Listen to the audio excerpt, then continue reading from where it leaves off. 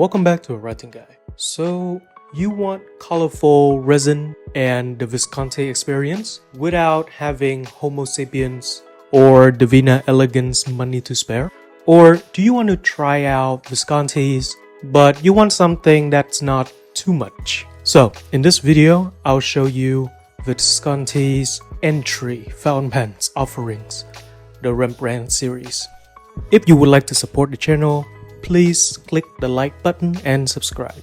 And if you are looking to buy your next fountain pen, notebooks, or inks, please check out awritingguy shop on Instagram. Thank you. Introduced in 2009, the Rembrandt series is Visconti's way to show people what they are capable of. Right off the bat, we are drawn from the simplistic forms to the abstract and fluid resin material that made of the Rembrandt. It might not be in the funky and in-your-face style of resin from the US or the faded or plain-looking resin from Japan. It's made to mimic the style of fluid and smooth painting techniques of Rembrandt himself, and we can feel like the smoky and watery texture in the resin itself. The Rembrandt line is definitely more expensive than your average entry fountain pen. And at first glance, you'll ask yourself, where's the money going? Starting from the cap, Visconti has a really unique personalization system called My Pen.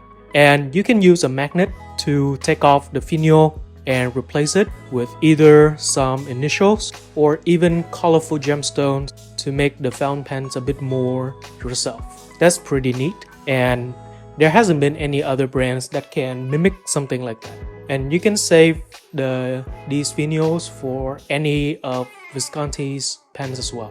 Right below that, we have a curved clip, which is also Visconti's signature Ponte del Vecchio spring-loaded clip. It's sturdy enough to stay put on your shirt pocket and also soft enough to not damage the cap itself.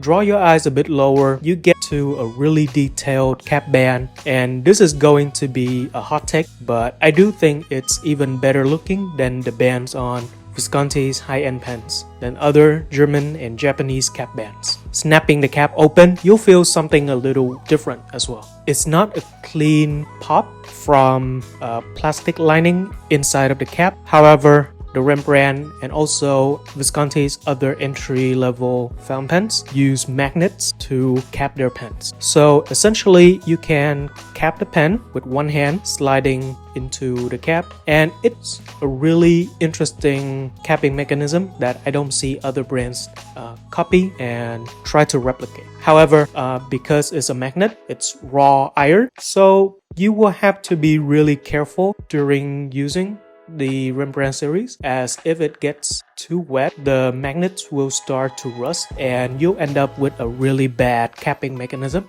But if you use it daily, it's not something you would have to worry about. The Rembrandt comes with an international cartridge and a converter, so you are free to choose whatever sort of ink that you like. The nib of the pen is housed in a metal section, and it makes the pen a little front heavy, but because of that, you don't have to use a lot of force to make it right.